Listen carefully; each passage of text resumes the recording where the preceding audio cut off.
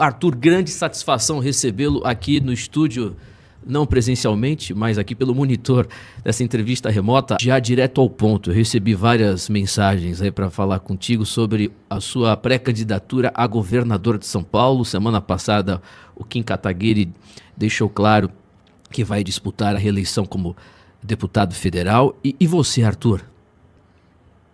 Em primeiro lugar, bom dia, obrigado mesmo pela oportunidade. Na verdade é o seguinte, a gente decidiu, né, o Kim sair como deputado porque a gente não pode perder essa qualidade de deputado que a gente tem com o Kim Kataguiri, que é um deputado exemplar. E aí todo mundo naturalmente pergunta, cara, mas e o governo, você vai, você não vai? Eu vou ser sincero para vocês, a gente está analisando, né, se vale a pena pedir uma liminar para a justiça, para sair para essa eleição. Sinceramente, Brado, eu vou te falar, é meio que me tirar da zona de conforto, tá? Porque não ser candidato é uma delícia, cara. Você faz as lives, faz as entrevistas, ajuda todo mundo, viaja a todos os estados. Agora, se for muito necessário, se realmente o partido falar, não, vamos embora, vamos fazer. Eu vou te falar, Brado, ó, a gente depende de uma decisão da justiça, o processo está correndo, mas se a gente entrar, a gente vai entrar para arrebentar, porque não é possível que o maior estado da nação também vai ficar polarizado entre Tarcísio e Haddad. Não é possível que o maior estado da nação vai ficar... as pessoas não vão ter opção, né? Como hoje muita gente ainda acha que não tem, né? Sendo, não, você tem que votar ou no Flávio Bolsonaro, né? Que é um rachador, ou no Lula, que é um mensaleiro. Cara, o que é isso? E apoiar aqui em São Paulo os dois aliados desses dois, eu acho que a gente merece coisa melhor. Então, estamos vendo ainda, não tenho nenhuma notícia para dar, mas estamos correndo atrás disso. O Arthur, então, não está definido. Você pode ser candidato. Existe essa possibilidade de você sair. É isso que você quis dizer. Existe a possibilidade. Eu vou ser sincero, tá? Depende muito de fatores externos à nossa escolha, né? À nossa vontade. Mas estamos correndo atrás. Existe a possibilidade. O que acontece é o seguinte... uma coisa que é bonita no MBL, cara, eu acho que as pessoas que acompanham a gente já perceberam, né, e isso foi transferido para o Partido Missão, é que nunca é sobre uma figura popular e as pessoas orbitando essa popularidade. É sempre, não é um conjunto de projetos individuais, isso é uma coisa que eu sempre falo. Isso aqui é um projeto onde as pessoas de fato se preocupam com o projeto, independentemente de onde o seu nome estará. Você não vai ser, se vai ser proporcional, se vai ser a majoritário, o que você vai fazer? Você vai atuar nos bastidores, você vai ser porta-voz? Então, sinceramente, a gente está analisando ainda o que é melhor para o projeto. E o que for melhor para o projeto, a gente vai seguir em frente.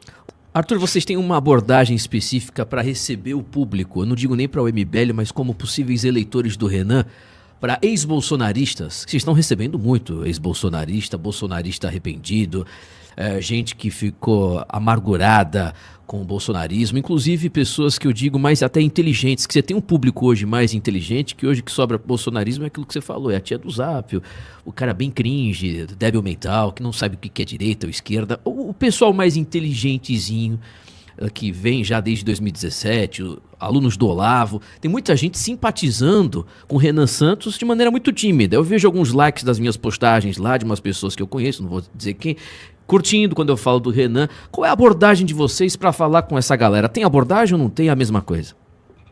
Cara, isso é uma coisa que até xingam a gente, né? Especificamente eu, porque eu sou um cara muito duro, né, com o bolsonarismo. Eu xingo, eu sou... Eu também. Muito boca roxa, esse tipo de pessoa. E realmente, talvez especificamente eu, não seja o melhor cara para abraçar essa pessoa que esteja chegando, mas eu sou o melhor cara para sacudir esse cara que tá no bolsonarismo, e esse cara fala, puta, eu tomei um soco na barriga, não sei de onde veio, mas tomei um soco, não sei o que aconteceu aqui, tomei um soco de informação e tá dolorido. Eu odeio esse cara, mas daqui a pouco ele vai adorar o meu amigo, então tá tudo certo, né? Agora, uma coisa que eu sempre falo, Timóteo, é o seguinte, no Brasil especificamente, esse é um fenômeno que dá pra gente analisar bem, que assim, como no Brasil tem muita gente muito burra, né? Não é que no Brasil tem gente muito burra ou que tem muita gente burra. No Brasil tem muita gente muito burra. As pessoas que não têm escrúpulos e querem fazer abuso intelectual com essas pessoas, elas ficam muito grandes. Tem uma frase de um filme, que é do Orson Welles, que é o Cidadão Kane, né? Onde ele tá refletindo sobre a vida, né? Um amigo do Cidadão Kane, ele fala o seguinte, cara, uma coisa que eu percebo na minha vida é que ganhar dinheiro não é difícil se for a única coisa que você se importa. Se você não tiver nenhum escrúpulo, você ganha dinheiro. Se você não tiver nenhum escrúpulo, sei lá, eu vou traficar droga e eu vou ficar rico, né? O lance é o seguinte, se você quer votos, se você quer likes, se você quer apoio e você não tem nenhum escrúpulo, você consegue isso. Você consegue isso e durante muitos anos, muitas pessoas têm feito isso. Haja visto o Pablo Marçal. E como no Brasil você tem muitas pessoas muito burras, esses caras ficam especialmente gigantes. E quando eles ficam especialmente gigantes, os caras que são meio escrupulosos, eles não são, tem até uma outra frase, uma outra série que brinca assim, eles não são full retarded, né? Eles não são totalmente retardados, eles são só meio, eles entendem que esse cara é o full retarded, mas eles respeitam o tamanho desse cara e eles passam a relativizar o que esse cara fez de moral. Então eu vou dar exemplo prático. Quando o Pablo Marçal apareceu, falando que pousava helicóptero, que água com gás engorda, falando que ele aprendeu a pedalar em uma semana e venceu uma prova, que ele aprendeu a nadar em, sei lá, em 20 dias, venceu não sei que campeão, que ele, faixa azul, tem várias faixas pretas de jiu-jitsu, ele era uma piada. Quando perceberam que a piada tinha dezenas de milhões de seguidores e ganhava milhões de reais vendendo besteira para as pessoas, caras como, por exemplo, o Caio Coppola falaram, opa, pera lá, não é que esse cara é um enganador. Aí faz aquela análise inteligentinha, né, que o Pondé chama. Ele é um gênio do marketing. Olha a sacada, ele é um gênio do marketing. Ele fala esse absurdo porque ele chama atenção. Não, ele é só um charlatão, cara. É um mau caráter. Ele é só um charlatão, enganado, mau caráter que dá golpe na tua avó. Entendeu qual é que é? E aqui no Brasil, o bolsonarismo durante muito tempo ganhou o respeito de pessoas meio escrupulosas porque o tamanho impressiona. Então, cara, a gente viu isso tantas vezes. No impeachment da Dilma, Dilma fala, não, vou colocar o Joaquim Levy. O mercado financeiro passa a respeitar. Não, o Joaquim Levy acho que vai... Não, cara, não vai, bicho. É o governo do PT ainda. Não, Bolsonaro agora vai colocar o trator Lira, o trator... Não, ele não vai passar nenhuma reforma liberal, bicho. Vai vir PEC kamikaze, você pode anotar, e foi o que aconteceu. Então, quando esses caras começam a perder o tamanho, eles começam a perder o meio escrupuloso. Entendeu? O cara que é meio escrupuloso, que é o que tá acontecendo com o Flávio agora. Porque uma coisa que eu falo é o seguinte, Timóteo, eu conheço inúmeras pessoas, inúmeras, que em 2018 voltaram no Jair. Em 2022 já falaram, puta, cara, no Bolsonaro não volto de novo, olha o que ele fez, sei lá, tô dando um exemplo, na pandemia. E em 2026 falam, no Flávio não dá pra votar. No Flávio não dá. Agora, eu não conheço um que votou no Lula em 2022 e falou, não, essa aqui eu vou de Flávio, porque o Flávio é bom mesmo. Não tem. Então, é nítido pras pessoas, tanto em termos de estatística, quanto em termos de vivência, data vida real, né, de que o Flávio está perdendo o seu tamanho. E isso afasta o escrupuloso pragmático. Entendeu? Então, quem é que está chegando nessa corrida? O Renan. Então, isso não é uma estratégia. Isso é um dado da realidade. Isso foi uma coisa que a gente decidiu fazer lá atrás, por instinto, que é, eu não vou entrar no final da fila do bolsonarismo. Eu vou bater de frente com esse cara, nem que eu fale para uma pessoa na minha live. Dane-se, eu vou estar contra esse cara até o fim dos meus dias. E instintivamente a gente acertou o caminho. O diagnóstico disso, o resultado disso, está aparecendo agora. Só que acelera tudo. Então, quando chegar a campanha, eu tenho certeza, mais uma vez, vai ser um catalisador para as pessoas falarem, cara, não dá, Flávio não dá. E aí a nossa mensagem vai chegar para várias outras pessoas. O Arthur, você foi cassado alguns anos atrás e eu vou ser bastante sincero que naquele momento a gente seguia aqui na Rádio Brado uma linha editorial mais bolsonarista. E a gente aprende a gente fica mais maduro, muda. Eu fiz festa quando você foi casado. Inclusive eu peço desculpas, pra você ver a noção, né? A gente muda, a gente amadurece e a gente entende os erros da vida.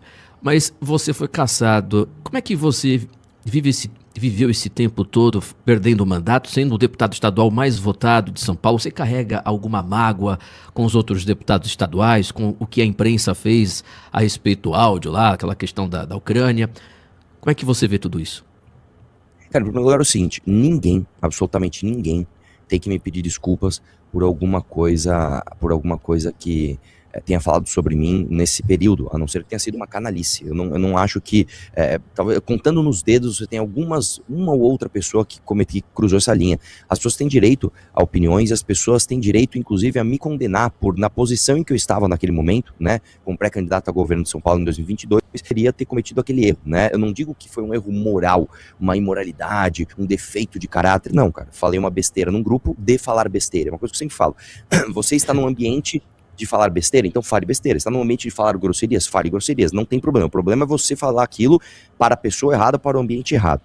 Agora, todo mundo sabe que eu não fui cassado por causa disso. Eu fui cassado porque incomodei demais. Eu fui o deputado que mais cortou privilégios, inclusive dos meus colegas. Eu quero lembrar que eu sozinho cortei, né, o privilégio desses caras de auxílio Peru, por exemplo, um custo de 10 milhões de reais. Não só dos deputados, mas de todos os... Você imagina, Timóteo, você entrar num lugar onde mais de 3 mil funcionários perderam quase 4 mil reais, ou seja, o dinheiro entrou na conta e eles tiveram que devolver por causa de uma ação individual de um deputado. Você imagina você entrar nesse prédio para trabalhar, todo mundo estava só esperando eu escorregar, né? Eu fui responsável por acabar com o aumento de R$ 4.500 para deputado alugar carro, eu que fui deputado que conseguiu travar o contrato de publicidade da Lesp de R$ 30 milhões, eu diminuí o salário dos meus deputados, dos meus pares, pela primeira vez na história da redemocratização até agora. Então, as pessoas, elas estavam só esperando eu escorregar. Eu escorreguei, elas puxaram meu tapete. Então, eu não fico apontando dedos, porque não é culpa do meu oponente que eu errei. Eu não vou ficar vindo aqui, é porque eu sou uma vítima. Não, eu não sou vítima de nada. O erro foi meu, eu não deveria ter cometido aquele erro. E a partir disso, a gente sofreu as consequências. E, como eu falei, voltando na resposta anterior, a beleza da coisa é, como o nosso grupo político não é um grupo que orbita a popularidade de uma figura, o grupo só se fortaleceu nesse tempo. A partir do momento que eu vi que eu estava tóxico, que eu estava radioativo, que eu estava atrapalhando, eu me afastei. Falei, pessoal, tô saindo, não deixem o projeto parar por causa disso. E o projeto não parou, muito pelo contrário, o projeto só cresceu. Então, eu pessoalmente, né, eu não vivo de política, não dependo de salário de deputado ou de outras o que me permite, inclusive, arrumar todas as brigas que eu arrumo. Né, eu não sou um cara que eu fico correndo atrás de dinheiro a todo custo, como muitos da política entram para isso. Então, eu pessoalmente consegui me manter e falar, pessoal, sigam com o movimento e me deixem de lado um pouco. Eu fiquei um pouco de lado e foi o maior erro que eu cometi, na verdade, não ter enfrentado a questão logo de cara. Eu ouvi conselhos de pessoas que falaram, não, Arthur, se afasta um pouco e espera a poeira baixar, e eu não deveria ter feito isso. Tá? Eu deveria ter ido para o enfrentamento de imediato, eu não segui meu instinto, eu fiquei em casa, não, eu vou ficar 30 dias em casa sem falar com ninguém, vamos ver o que acontece, o que eu não deveria ter feito. E a despeito disso, o meu grupo político continuou crescendo, continuou se fortalecendo, porque, novamente, a gente não se baseia em boas entrevistas, bons debates que uma ou outra figura faz. A gente é um projeto estruturado que tem desde um livro de propostas do Brasil, até um projeto cultural impresso e digital, né, até figuras públicas que disputam a eleição, participam de entrevistas e levam as nossas ideias de forma midiática para todo mundo. Então, eu acho que essa história, na verdade, ela mostra como o nosso grupo é diferente, como o nosso grupo é diferenciado dos demais.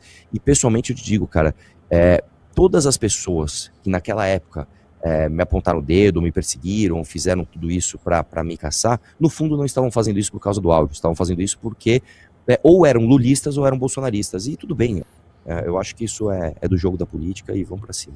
O Arthur, vale a pena destacar que nesse momento que você reconhece que agiu de maneira incorreta, de ter permanecido em casa durante um mês, não foi o que você disse, e nesse momento o Renan, o Kim, todos os outros do MBL ficaram ao seu lado. Isso é impressionante. Naquele momento eu destaquei a firmeza e a fidelidade dessa galera do MBL. Que se fosse em outro movimento, por exemplo, no bolsonarismo, o próprio Bolsonaro diria, cada cachorro que lamba a sua caceta, né? Como ele sempre fez. Aí, tá okay? Agora, impressionante a fidelidade. Se responsabilizei, tá ok? O imitador aqui nós temos na bancada. Mas, o Arthur, queria que você destacasse isso, a firmeza. Eu quero, na sequência, vou falar do Renan Santos, da Atlas Intel, que chegou hoje, né, com o Renan com 7,8%. Mas esse pessoal do MBL, eles são leais, Arthur Doval. Olha, eu vou te dizer uma coisa, Timóteo. No momento em que você tá bombando, no momento em que você tá bem, você tá brilhando, todo mundo se aproxima de você, todo mundo vem, tapinha nas costas e tamo junto. No momento em que você tropeça e você cai, alguns se afastam. No meu caso, não é que eu tropecei e caí. No meu caso, eu peguei uma granada, tirei o pino, pus no bolso e falei, pessoal, vamos explodir. Bum! E me explodi. E esses caras do MBL, eles me ajudaram a catar os cacos. É uma coisa assim, é uma coisa inacreditável. Isso é uma característica, cara, que só quem é líder tem. Independentemente da maré, independentemente dos ventos, se você está olhando uma direção, se você sabe que aquela direção é correta, você vai enfrentar a maré, você vai enfrentar o vento, mas você vai continuar indo para onde você acha que é certo. Essas pessoas me conhecem desde 2016. O Arthur não cometeu um crime, um roubo, uma traição capital ao movimento. Ele falou uma besteira e essa besteira vazou. Uma besteira falável por qualquer homem hétero que vá para o leste europeu. Ele não é uma pessoa má.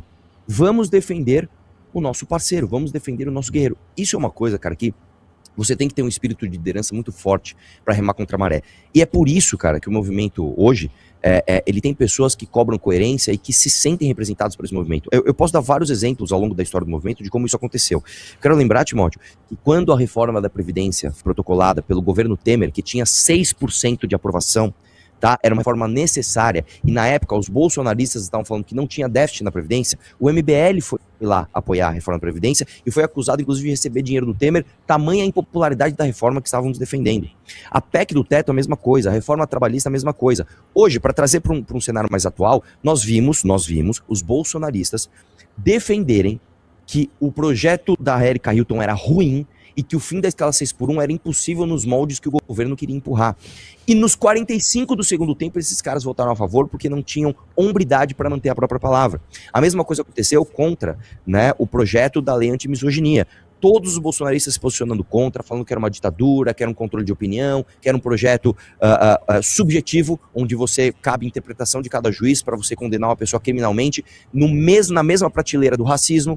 E na hora do vamos ver, o Flávio vota a favor dizendo não, senão o PT vai me bater demais. A mesma coisa com várias e várias outras coisas, onde o bolsonarismo se mostrou incoerente, né?